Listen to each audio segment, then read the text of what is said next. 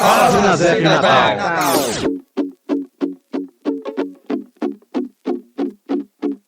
Olá, bem-vindos e bem-vindas à segunda edição do nosso Fala Sinasef Natal. Eu sou Rita de Cássia Bessa e vou estar com vocês hoje. Olá, todas e todos que escutam aqui o podcast Fala Sinasef Natal. Eu sou o Vitor, sou docente no Campo São Gonçalo do Amarante e hoje estou na coordenação geral do Sinasef Natal. A conversa de hoje é sobre a reforma administrativa. Fala Sinasef Natal! No dia 3 de setembro, o presidente Jair Bolsonaro enviou ao Congresso Nacional a PEC da reforma administrativa. De acordo com a análise feita pelo Sindicato dos Professores do Distrito Federal, a proposta do governo afeta os atuais e os futuros servidores públicos. Para os analistas, a PEC da reforma administrativa é um ataque a toda a sociedade. O texto elaborado pela equipe econômica do governo extingue o regime jurídico único da União, estados, municípios e também do Distrito Federal. A proposta também facilita a demissão dos servidores, possibilita a retirada de direitos e benefícios, amplia o poder do Executivo para extinguir e transformar cargos, órgãos, autarquias e funções e cria 5 vínculos distintos de contratação. Tudo isso impactará na qualidade da prestação dos serviços públicos. A PEC 32/2020 ainda vai ser discutida e votada na Câmara dos Deputados e no Senado Federal em 2 turnos, e só pode ser aprovada se obtiver 3/5 dos votos de senadores e deputados. Com a proximidade do fim do ano e a realização das eleições municipais, a expectativa é que a proposta seja votada somente em 2021. Mas a mobilização precisa começar agora. Para falar sobre esse tema, a gente convidou o professor Cacau Pereira, do Instituto Brasileiro de Estudos Políticos e Sociais, o IBEPS, que é mestre em Educação, advogado com especialização em Direito Público e extensão em Previdência Pública, regimes próprios e Previdência Complementar. Bem-vindo ao nosso podcast, professor. Professor, essa discussão da reforma administrativa ainda é muito desconhecida para os brasileiros, né? Para muitos brasileiros, que nem imaginam o quanto ela é danosa para a nossa sociedade, né? Quanto de impacto negativo ela vai trazer para a gente, né? E aí, me diz, afinal, se essa reforma realmente for aprovada do jeito que está, como é que ela vai afetar a nossa vida, né? Você pode falar um pouquinho sobre essas mudanças que estão propostas nessa reforma? Quero agradecer o convite, né, a possibilidade da gente fazer essa conversa sobre o tema da reforma administrativa, que sem dúvida é um tema que vem preocupando bastante os servidores públicos, mas é um tema que não é apenas de interesse dos servidores, é um tema que é de interesse de toda a sociedade, pelas mudanças que estão sendo propostas. É uma PEC de uma densidade muito grande, ela altera muitos artigos da Constituição, ela não está restrita apenas à relação do Estado com os servidores públicos, ela abrange também outras áreas, abrange princípios constitucionais, normas de orientação e de organização do Estado brasileiro, atinge inclusive trabalhadores de empresas públicas, de sociedades de economia mista. Então, é um texto muito grande, muito denso. Primeiro aspecto que eu acho que é importante nós destacarmos: nós já estamos vivendo uma reforma de Estado muito profunda no Brasil. Nós não vamos iniciar uma reforma administrativa com a PEC 32. A PEC 32, ela é, na verdade, a continuidade desse processo de reformas do Estado, que se tornou mais intenso, particularmente a partir de 2016 no Brasil. A partir da subida do governo Michel Temer e depois com a continuidade do governo do Bolsonaro, nós temos à cabeça do Estado brasileiro gestores políticos, partidos políticos, com uma visão de um Estado mínimo na prestação do serviço social.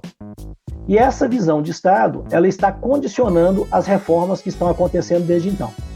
Então, nós já estamos enfrentando uma reforma de Estado muito profunda, com reflexos que atingem os serviços públicos e os servidores. A PEC 32, mais especificamente, ela tem uma característica muito importante, porque se ela for aprovada, ela, essencialmente, ela acaba com o regime jurídico que foi construído na Constituição de 88, que é um regime jurídico que, digamos, ele dá algumas garantias e proteções aos servidores públicos e abre o Estado brasileiro para uma privatização praticamente sem limites dos serviços públicos. Então, ela muda 2 aspectos. Ela muda a relação do Estado com o servidor e muda a relação do Estado com o serviço público. Ela faz uma alteração profunda que praticamente desconstrói as bases fundamentais construídas na Constituição de 1988. Então ela altera o regime de entrada no serviço público pelo concurso, cria 5 tipos de vínculo. Desses 5 tipos, só um vai ter entrada por concurso e estabilidade. Os demais, ou é recrutamento amplo ou uma seleção simplificada e não tem a garantia da estabilidade. Ela passa a utilizar a avaliação de desempenho, não para que o servidor possa progredir na carreira, mas para que ele possa ser exonerado. Ela permite, de imediato, a extinção de uma série de direitos no que diz respeito à transformação dos cargos, extinção de cargos, fim de gratificações e de funções, afetando a carreira dos servidores. Isso tudo de imediato, tá? Para o servidor que está na ativa. Ela permite que o gestor possa, por decreto, né? Hoje ele depende de autorização legislativa, ele passaria a poder, por decreto, extinguir órgãos da administração indireta, né? Então autarquias, fundações públicas, ou seja, ela faz uma mudança muito grande que dá um poder ao gestor enorme para que ele possa fazer essas alterações de imediato. E no que diz respeito aos futuros servidores é um arraso total, porque ela precariza a relação, né, desses futuros servidores com a administração pública ao extinguir licença-prêmio, adicional por tempo de serviço, parcelas de caráter indenizatório, adicionais de substituição. Ela acaba com progressão na carreira e a promoção baseada em tempo de serviço, ela acaba com a incorporação de salário por substituição, enfim, retira todos esses direitos dos novos servidores e abre a possibilidade de que essa retirada de direitos seja estendida aos atuais, por meio de lei complementar federal ou mesmo lei ordinária nos estados e municípios. Inclusive, ela nem exige que seja editada uma lei ordinária, uma lei complementar do plano federal, não. Os estados e municípios podem se antecipar, como alguns já estão fazendo, para fazer essa devassa na retirada dos direitos dos servidores. Então, em linhas gerais, no tempo que foi combinado para a apresentação, me parece que esses são os aspectos mais importantes, mais relevantes e mais preocupantes desta reforma administrativa. E daí a necessidade de que a gente desenvolva uma ampla campanha que busque evitar, né, que na sua tramitação ela seja aprovada. Porque, sem dúvida, se for aprovada, será um retrocesso, não de décadas, mas de praticamente um século para a realidade brasileira. Nós vamos voltar àquelas práticas, né, da época do coronelismo, né, da época do patrimonialismo, no início ainda do século passado, em que o aparelhamento do setor público era a regra, e não a profissionalização, o concurso, a estabilidade, que foram coisas que nós fomos conquistando ao longo do tempo. Isso, sem dúvida, tende a ser muito ruim, muito prejudicial para a população. Obrigada pelos esclarecimentos, professor. Servidores do IFRN também estão participando dessa segunda edição do nosso podcast e nos enviaram algumas perguntas sobre a reforma administrativa. Vamos à pergunta do professor Pablo Spinelli. Olá, aqui quem fala é o professor Pablo Spinelli do campus Natal Zona Norte. Eu gostaria de saber um pouco mais das contradições desta proposta de reforma administrativa. Quais são essas contradições? Por que elas não são apresentadas de forma tão clara para a sociedade? As primeiras contradições que me chamam a atenção são que o serviço público não oferece qualidade em sua prestação de serviço e que o servidor público ganha além da conta, né? Portanto, eu gostaria de que fosse desmistificado um pouco essas ideias, ok? Meus agradecimentos, boa luta, bom trabalho. Excelente a pergunta do colega, do Pablo Spinelli. E essa campanha pró-reforma administrativa, ela está toda sendo feita em cima de dados que são manipulados, que não correspondem à realidade do serviço público no Brasil. Na verdade, nós tivemos a edição de 2 documentos pelo Banco Mundial, em 2017 e 2019. Esses documentos se basearam em estudos, né, do serviço público brasileiro, e eles foram colocados à disposição do governo brasileiro com propostas que vão todas elas no sentido de fazer uma compressão da massa salarial, uma redução do número de servidores e a retirada do Estado de diversas áreas de atuação. Então, independentemente da realidade que eles encontrassem, esses 3 pressupostos já estavam dados. Se você fizer a leitura do documento, você vai encontrar esses 3 pressupostos lá. E aí é aquela situação, né? Se a realidade, digamos assim, não está batendo com o que você está trabalhando, né, você distorce para tentar incutir na cabeça das pessoas uma realidade que não existe, na verdade. Então, a primeira questão, o número de servidores. Não é verdade que o Brasil tem um número alto de servidores. Proporcionalmente, o Brasil tem um número muito menor do que a maioria dos países em desenvolvimento e desenvolvidos. Nós temos no Brasil cerca de 12% da força de trabalho que está alocada no serviço público, entrando aí as 3 esferas, federal, estadual, municipal e o Distrito Federal, 4 na verdade. E esse percentual de 12%, ele está muito abaixo da realidade das organizações, da Organização da Cooperação e Desenvolvimento Econômico, por exemplo. A OCDE fez uma pesquisa com mais de 30 países, e a média nesses países chega a 21%, enquanto no Brasil está em 12% servidores alocados aí, na esfera pública de trabalho, trabalhadores na esfera pública de trabalho. Então é um número muito abaixo. E nos países de capitalismo central mais desenvolvidos, ultrapassa 30%, chegando a 35%.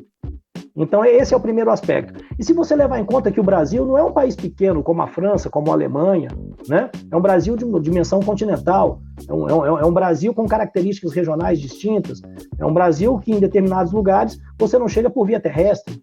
Se você levar tudo isso em conta, e mais a descentralização, que responsabilizou os municípios pela outorga de uma série de serviços, você tem aí uma situação que o número poderia até ser maior.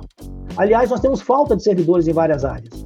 O INSS, que eu reportei anteriormente, vive essa situação de maneira dramática, com uma fila enorme de benefícios a receber, e outros segmentos da mesma maneira. Então não é verdade que a gente tem um número alto de servidores. Se você pegar esses 12% aí da força de trabalho, sobre o total da população, dá 5,5%.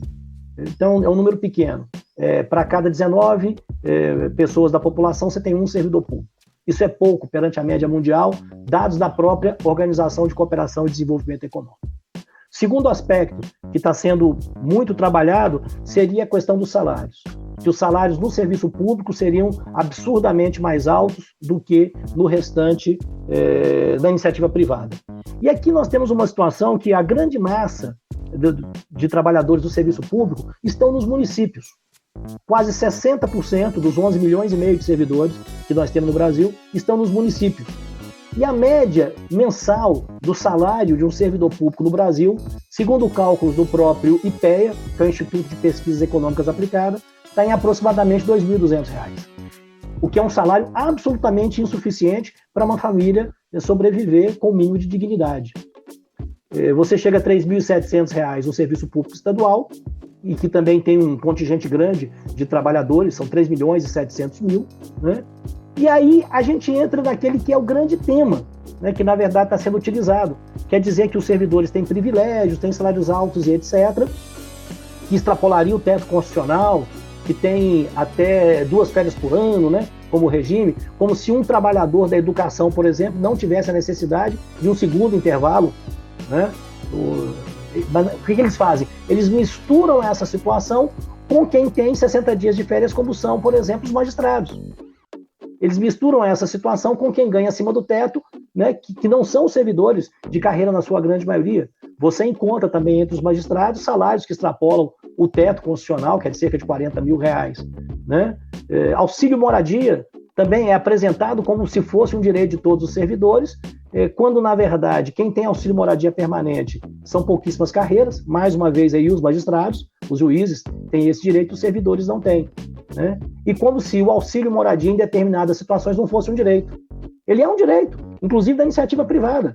Quando uma empresa transfere um empregado de local, ela tem que arcar com aquele custo por um período, mas esse não é um direito permanente do servidor. Então, o tema dos privilégios, que estão sendo muito tratados pela mídia, pela televisão, corresponde a um terceiro aspecto aí, junto com o número de servidores, os vencimentos, essa questão dos privilégios. Pois justamente são essas carreiras que têm os salários mais altos que não estão dentro da reforma administrativa. Os parlamentares não estão, os militares das Forças Armadas não estão, os magistrados não estão, e as chamadas carreiras típicas de Estado, o que ainda vai ser disciplinado, mas seguramente aí os diplomatas, os membros do Ministério Público, talvez os fiscais da arrecadação e da Previdência também estejam de fora, talvez os empregados do Banco Central, enfim, um contingente muito pequeno de pessoas que tem esses salários mais altos, e nós temos que separar, inclusive, que em alguns casos não me parece que a gente possa botar um sinal de igual entre as vantagens que tem um magistrado e um fiscal, por exemplo, da Receita, que cumpre um papel fundamental no combate à sonegação, de recuperar dinheiro para o nosso país, né? Mas ainda admitindo que aí estão os salários mais altos, esse grupo não chega a 40, 45 mil pessoas no universo de 11 milhões e meio de servidores. Então a pergunta é muito boa, né? Porque são contradições que estão aí e não estão sendo exploradas. Nós temos que fazer essa divulgação. O que está se fazendo, na verdade, é uma propaganda que mais confunde do que esclarece. Quando passa essa ideia de que tem um número alto de servidores, que os vencimentos são absurdos, de que os privilégios são amplos, quando na verdade não é assim. E todo esse segmento que poderia, digamos assim, sofrer uma reforma, ele está fora dessa reforma, ele não está incluído. Então é uma reforma que de fato está sendo bancada em base a mentiras, a desinformação e fake news. O professor Marcel Matias, do campus Cidade Alta, também tem uma pergunta sobre a reforma administrativa. Olá, eu sou Marcel Matias, do IFRN Campus Natal Cidade Alta.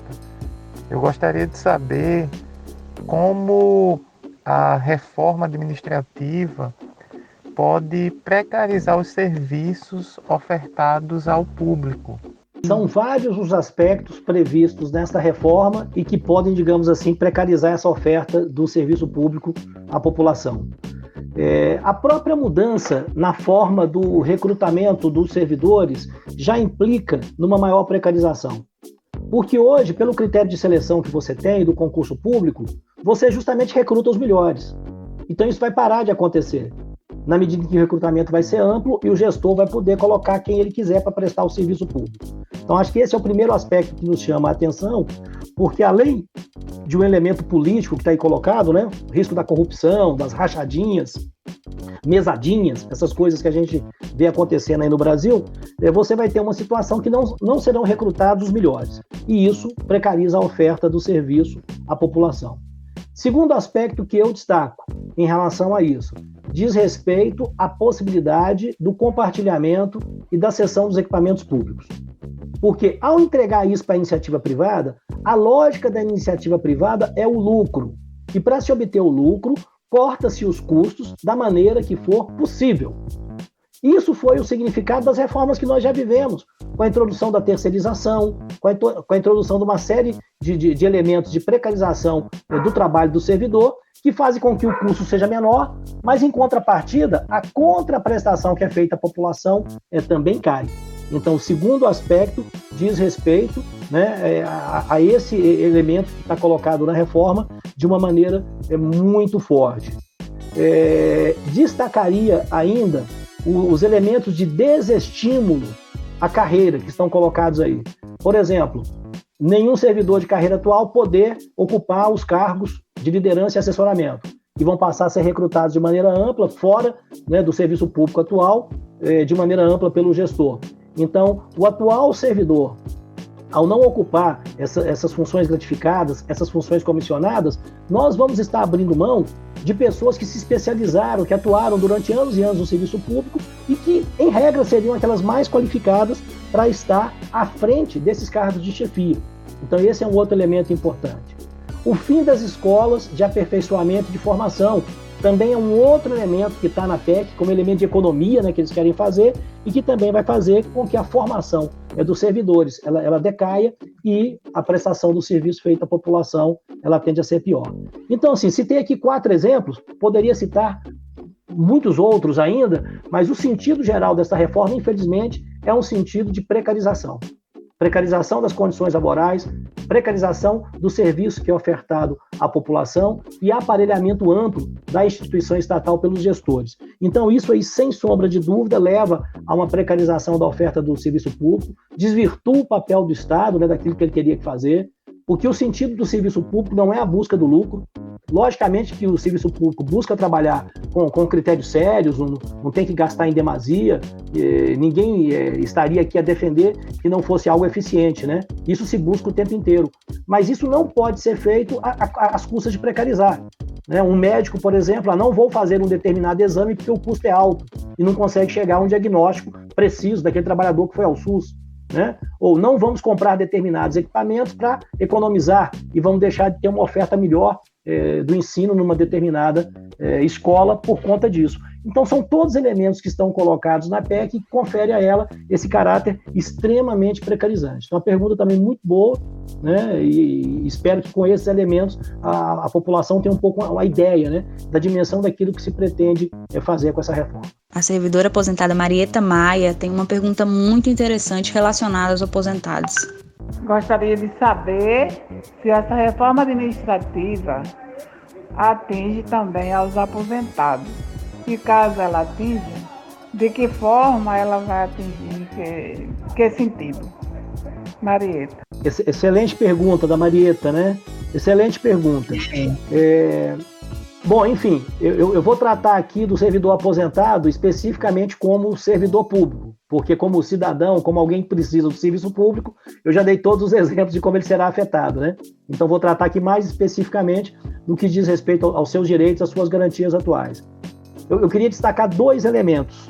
O primeiro é que essa reforma, ela dá um amplo poder aos gestores para poder extinguir cargos, funções, inclusive órgãos públicos. Então, esse elemento por si só, ele já atinge aquele servidor que conseguiu aposentar com integralidade e com paridade, que deixa de ter o referencial da sua aposentadoria, deixa de ter a referência do órgão ou da função que ele exercia para efeito da correção do seu benefício, né? E isso leva a uma situação que outra regra terá que ser aplicada e seguramente ele será afetado com isso. Mas tem um segundo aspecto que esse particularmente tem me preocupado mais ainda, eu até citei rapidamente na minha apresentação inicial, que é a previdência própria dos servidores atuais. Os 5 vínculos novos que são criados, eles não estão vinculados aos regimes próprios de previdência. À exceção das carreiras típicas de Estado, que essas sim gozam de uma ampla proteção na PEC, elas entram para o concurso, alcançam a estabilidade, são as únicas que estão protegidas de redução de salário e jornada, tá? Todas as demais, se tiver redução de jornada, obrigatoriamente tem que reduzir os salários. Então, um técnico de 40 horas, por exemplo, se tiver a possibilidade de trabalhar 30 horas, obrigatoriamente tem que ter a redução. Isso está estabelecido na PEC.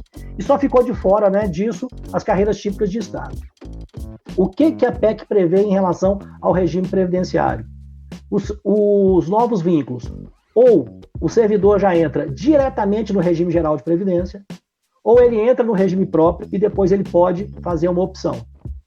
E tem uma cláusula ainda mais delicada, que é a que permite que o ente público faça isso compulsoriamente. O município ou o Estado, ou mesmo a União Federal, ela pode optar por vincular todos esses novos servidores ao regime geral de previdência. Aí eu me pergunto, nós passamos por reformas da Previdência recentes e essas reformas afetaram profundamente os regimes dos servidores. Estabelecer o teto, né, aumento de alíquota de contribuição, criou previdência complementar, enfim, uma série de mudanças. E esses fundos próprios, muitos deles, estão numa fase de acúmulo de reservas. Se você retira as pessoas que estão entrando, que são justamente aquelas que vão formar a poupança para aqueles que já se aposentaram, porque é assim que funciona o regime solidário, né? Eu contribuí ao meu tempo para aqueles que estavam aposentados. Quando eu me aposento, novas pessoas entram, contribuem para o fundo para formar a reserva necessária para eu receber. Se você retira as pessoas do fundo próprio, você está enfraquecendo financeiramente. Então isso pode levar a um desequilíbrio atuarial e fazer com que a gente esteja numa situação em que as alíquotas de contribuição vão ser majoradas, ou os benefícios serão reduzidos, o teto pode ser menor, contribuições de inativos. Então os aposentados, os atuais, né, e os futuros que vierem se aposentar agora no próximo período, e são muitos, são 170 mil só no Serviço Público Federal, eles estão muito afetados por essa reforma se ela passar. Então, para além dessa questão da extinção, né, dos órgãos, dos cargos, fim de gratificações, que pode afetar aquele servidor que tem a integralidade e a paridade, eu destacaria esse tema da mudança, né, no regime de previdência. Isso pode ser muito grave e pode gerar uma situação de colapso a médio prazo. E aí, não querendo ser advogado do diabo, mas de certa forma raciocinando em torno do que esse governo propõe, não me parece que isso seja um deslize. Porque esse governo queria acabar com qualquer forma de aposentadoria de caráter solidário, com qualquer regime contributivo solidário. Ele queria implantar na reforma da Previdência a capitalização, que é a conta individual, em que você contribui muitas vezes sozinho, né? E depois você resgata esse dinheiro depois de um certo tempo. Nessa mexida que está sendo feita na Previdência, pode estar aqui o germe de um desequilíbrio que mais à frente retome essa proposta. Esse fundo aqui não dá conta. Pegue a sua reserva financeira e vá num banco e compre lá uma previdência privada e contribua lá, e daqui 20 anos, 25 anos, você vai poder resgatar um determinado valor. Então, não me parece que isso esteja aqui por um acidente, por um equívoco, por uma mal preparação da PEC, não me parece. Parece que isso está aqui com vistas a criar esse embaraço lá adiante. Então, a pergunta da Marieta é muito boa, né, porque os aposentados correm riscos imediatos, mas se a PEC for aprovada, acho que mais adiante, nós podemos viver uma onda de crise dos regimes próprios, o que é algo muito preocupante para servidores que já tiveram o seu direito adquirido quebrado, né, a sua expectativa que tinha de uma aposentadoria mais tranquila, isso acabou. Muitos estão contribuindo, inclusive, enquanto inativos, né, e isso pode ser agravado se a reforma for aprovada nos termos em que essa questão dos regimes próprios está colocado no texto. Quem também gostaria de fazer uma pergunta para você, Cacau, é o professor Felipe Moraes, lá do campus Zona Norte. Olá.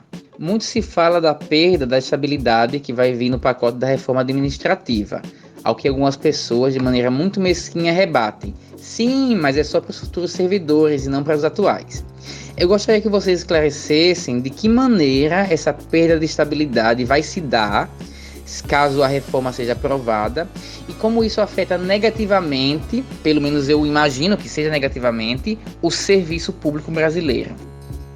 Excelente a pergunta. Eu acho que o principal aspecto no desrespeito à possibilidade da quebra da estabilidade dos atuais servidores é com a mudança dos parâmetros da avaliação de desempenho. Porque a avaliação de desempenho, embora prevista desde 98, não existe uma lei complementar federal que a regulamente, mas existem leis nos estados, nos municípios, e e a avaliação periódica de desempenho ela é executada no âmbito da administração. Mas qual é o sentido dela? É alcançar algum benefício, é alcançar a progressão, é alcançar algum direito, né? Então, em primeiro lugar, a PEC prevê nenhuma progressão por tempo. Ela acaba com anuênio, biênio, quinquênio, etc. E segundo, ela institui a avaliação de desempenho já desde o vínculo de experiência, né, que acaba o estágio probatório, você passa a ter um vínculo de experiência de 1 ano ou 2, ela institui desde esse vínculo de experiência a avaliação de desempenho feita pelo gestor com o sentido de exonerar ou não o servidor da administração pública. Isso não está escondido no texto, o texto não tergiversa sobre isso, né? E não tenhamos nenhuma dúvida, não tem nenhuma possibilidade de você ter a manutenção de 2 regimes, né, entre servidores no mesmo espaço durante muito tempo. É óbvio que a legislação do município, do estado e a legislação federal, ela vai acabar agasalhando os mesmos critérios da PEC. Não tem como. Não tem como você ter um tipo de avaliação de desempenho para um servidor e outro tipo para outro. Uma que sirva para ele alcançar uma progressão e outra que sirva para ele ser exonerado. Então, esse, digamos, é o pulo do gato que está colocado, né? Quando o governo fala que não atinge os atuais, é uma maneira de evitar uma reação dos servidores, que os servidores se mobilizem, enfim, que a gente espera que num espaço curto de tempo a gente tenha condições, mesmo com algum risco, mas fazer as nossas atividades, os nossos protestos, porque derrotar uma reforma dessa só pelas redes sociais é muito difícil, nós não podemos acreditar nisso, né? Mas justamente o governo utiliza essa falsa informação para tentar neutralizar o servidor. E não é assim. A avaliação de desempenho, da maneira como está concebida, né, ela está concebida para que a estabilidade possa ser quebrada. Mas aí alguém vai perguntar, mas isso não tem uma certa lógica? Olha, hoje nós já temos o processo administrativo disciplinar, né, e nós já temos, pela via judicial, a possibilidade da exoneração do servidor. Se você pegar a Lei 8.112, né, de 1990, que é o Estatuto do Servidor, e que depois a legislação federal, né, desce para os estados e municípios, você já tem uma ampla relação de faltas que não podem ser cometidas pelo servidor e que podem ensejar a exoneração. Então não é verdade que você tem uma estabilidade absoluta. Não é verdade que você tem. Inclusive a falta contumaz ao trabalho, a desídia, né, a ausência de produtividade, tudo isso já está previsto. O que se pretende é mais do que isso. O que se pretende é colocar essa decisão da avaliação e, consequentemente, da estabilidade na mão de um cargo de liderança e assessoramento que será recrutado amplamente pelo gestor local e que terá exclusividade para isso. Inclusive, também não é por falta de atenção. O texto da Constituição que fala em avaliação de desempenho fala em órgão colegiado. Ao falar em órgão colegiado, ele estabelece um critério para que a avaliação seja feita. E isso está ausente na PEC. A PEC não fala em órgão colegiado. Então, a realização da avaliação por um superior hierárquico pode levar a um critério de injustiça. E já desde o vínculo de experiência. Porque o vínculo de experiência, tem muita gente que está achando que substitui o estágio probatório. E não é assim. Hoje, quando você faz um concurso, imaginemos, tem 100 vagas, né, para uma determinada função numa universidade. Então, o edital estabeleceu as 100 vagas, a chamada dos aprovados está restrita a esses 100. Você pode chamar 10, 20, até o 100, que é o total, perfeito? Você não passa disso. E esses 100 cumprem o estágio probatório, sendo efetivados ou não ao final. O que muda com o vínculo de experiência? O gestor não precisa chamar os 100 melhores colocados. Ele pode chamar 200 e escolher depois quem fica do 101 ao do 100º. Isso passa a ser uma decisão. Então, é uma mudança completa, entendeu? É uma mudança completa. O estágio probatório ele muda por completo, do meu ponto de vista, ele deixa de existir enquanto tal, e esse vínculo de experiência é quase que um vínculo autônomo. Embora parte do concurso, entendeu? O servidor já não tem garantia. Eu dei um exemplo grande com 100 vagas, mas vamos imaginar numa administração municipal, né? Você tem 2 vagas, por exemplo, uma determinada função, e chama 20 pessoas. E aquela pessoa que você quer que fique está em 20º lugar. Ao final de um ano, né, que é o tempo do vínculo de experiência, você efetiva o 20º lugar. E o concurso não serviu para nada. Então, a quebra da estabilidade, ela está nesses detalhes, né? E para os atuais servidores, principalmente na regulamentação das novas regras da avaliação de desempenho. Porque você vai ter uma lei única. Então não tem como se aplicar essa lei só para os servidores que entrarem depois da reforma. A partir do momento em que essa lei for aprovada, ela vale para todos, inclusive com os critérios de quem executa. E na proposta de PEC atual, se pode modificar, mas na proposta atual não fala assim que é em órgão colegiado. Fala em ampla defesa, repete aquilo que já está nos textos legais, mas não fala em órgão colegiado, o que é algo extremamente preocupante, né? O escopo dela está muito bem definido ali, e mais do que isso, todas as declarações que a gente tem visto de ministro de Estado tal, vão nesse sentido. Ou seja, que tem que quebrar essa regra da estabilidade, porque, segundo eles, isso é um privilégio. Então, quais serão os critérios de produtividade que vão ser avaliados? Né? Enfim, nada disso está suficientemente desenhado, mas o objetivo de utilizar a avaliação de desempenho como critério para exoneração, isso está previsto. Então, eu acho que esse é o principal aspecto para os atuais servidores que nós temos que nos preocupar, tá? Porque, de fato, da impossibilidade de aprovar a quebra da estabilidade pura e simples, e olha que nós temos no Congresso Nacional projetos de lei que tratam disso, tá? Existem projetos que quebram a estabilidade pura e simplesmente. Está lá no Congresso. Eles podem tentar puxar isso para dentro da PEC e fazer tramitar junto ou paralelamente. Mas deixando de lado isso, né? Da forma como está aqui, nós já teríamos uma ampla possibilidade depois, por lei complementar, sem necessidade de emenda constitucional no plano federal, e por lei ordinária, né, dos municípios e dos estados, a possibilidade de mudar a avaliação de desempenho. E é aí que está o pulo do gato, que você passa a ter uma avaliação de desempenho que tem esse caráter, né, punitivo, demissional, de exoneração do servidor público. Então, infelizmente, o atual servidor não está garantido quanto a isso. Então, se alguém está acreditando nessa história que está sendo falada, ela não corresponde à verdade, é um elemento a mais para confundir e para desarmar a resistência que nós temos que construir do funcionalismo e da população a todas essas mudanças que estão querendo nos impor. Pois é, a reforma, ela, apesar de estar sendo divulgada como uma reforma que vai modernizar, otimizar o trabalho dos servidores, na prática ela é um ataque ao serviço público. Né? O servidor, a servidora é aquele que coloca em prática o serviço público, é a ponta da lança das políticas públicas. E quando se ataca esse servidor, essa servidora, quando se o coloca em uma situação de trabalho precarizado, de sempre um conflito, um temor com o trabalho, né? Com a relação com esse trabalho, a relação com os chefes dos executivos, né, seja municipal, estadual ou federal, o que se está se colocando é uma precarização do serviço público. Então, quando se ataca, quando se cria essa reforma, a proposta que está por trás, está sendo dita aí, o que está por trás, o interesse é que se acabe com os serviços públicos, se entregue educação, saúde, segurança, todas as áreas da nossa sociedade para a iniciativa privada, né? E aí fazer com que os bilionários e milionários fiquem cada vez mais ricos e os pobres cada vez mais pobres. Essa é a questão. Muito obrigado a Cacau Pereira, obrigado aí pela contribuição, obrigado a todos que nos ouvem. Fiquem atentos, vamos cada vez mais abraçar a mobilização, vamos à luta, porque essa reforma não ataca, como eu já falei, só a nós servidores, mas ataca toda a sociedade e é um despauperio o que esse governo Bolsonaro quer fazer com a sociedade, com o Brasil. Muito obrigado a todos e até a próxima.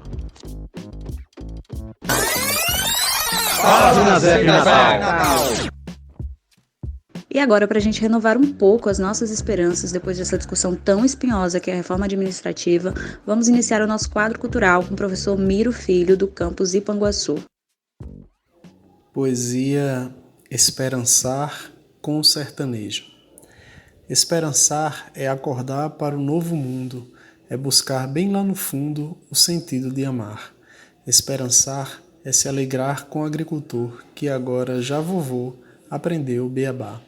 Esperançar é caminhar com a camponesa que desde cedo põe na mesa o suor do trabalhar. Esperançar é pensar naquela gente que vai para a roça diariamente com alegria no olhar. Esperançar é acreditar que esse povo pode transformar tudo em novo com a força do lutar. Esperançar é estar junto ao sertanejo, ao caipira e ao roceiro, aprendendo a ensinar. E a vocês, educadores da esperança, vamos aprender por estas andanças a arte de educar. Miro Filho.